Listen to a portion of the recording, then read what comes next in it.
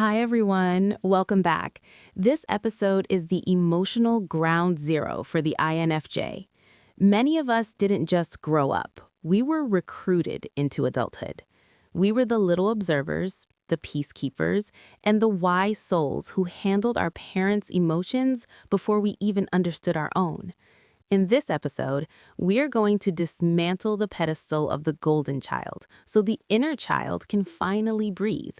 Let's dive right in. Were you ever actually a child, or were you a small adult who just happened to be in a kid's body? If you are an INFJ, chances are you were the golden child. You were the one who didn't cause trouble. You were the one who understood the subtext of the room before you could even tie your shoes. You were the reliable one, the old soul, the one everyone turned to for wisdom. But that pedestal is a very lonely place to live, because if you are the one who fixes everything, who fixes you? Today, we are talking about golden child syndrome.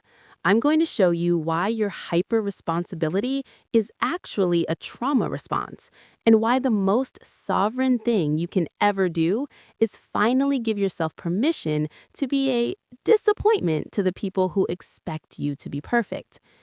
In our culture, calling a child an old soul is seen as a compliment. In psychology, it's often a red flag for parentification.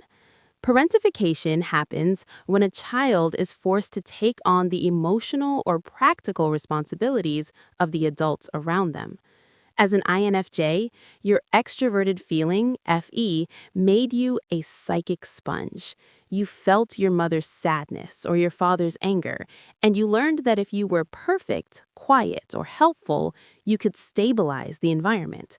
You traded your play for safety. You built a false self that was wise and composed, while your true self, the messy, needy, impulsive child, was locked in the basement. Using the internal family systems lens, we can see the INFJ architecture clearly. The manager. This is the golden child part.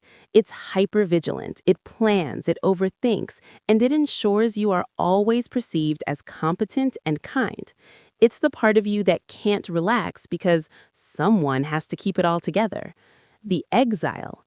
This is your inner child. It's the part that is actually tired, angry, and wants to scream, "What about me?" When you experience INFJ burnout, it's not because you have too much work, it's because your manager is exhausted from keeping your exile suppressed. You aren't tired of the world, you are tired of performing for the world. Here's the tension. Your entire identity is built on being the good one. If you stop performing, if you say, "I can't do this," or "I don't care about your problems," you feel like you are disappearing. You fear that if you aren't useful, you aren't lovable. This is the disappointment threshold.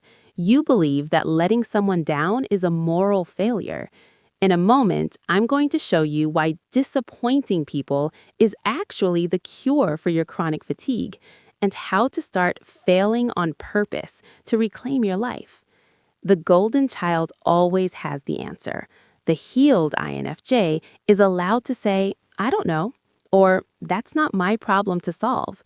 Healing the golden child means integrating the selfish shadow we talked about in the last episode.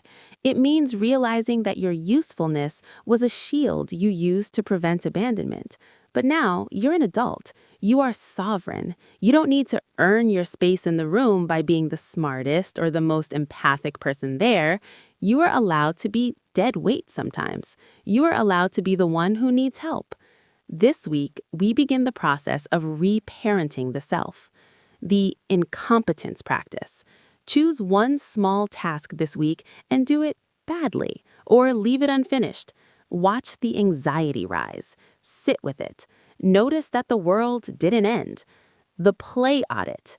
When was the last time you did something that had zero utility, no self-growth, no helping, just play? Go to a park, buy a coloring book, or play a video game. Do it specifically because it's pointless. When you feel that familiar golden child pressure to fix a situation, stop. Close your eyes and talk to that tired part of you. Say, "You don't have to carry this today. I've got the bridge, you can go play. You've spent your whole life being a pillar for everyone else's house. It's time to stop. Pillars don't have lives, they just have burdens. It's okay to step down from the pedestal. It's okay to be just a person. You were a child who was asked to be a hero. Now you're an adult who is finally allowed to be a child. Come down from the heights. The ground is much warmer.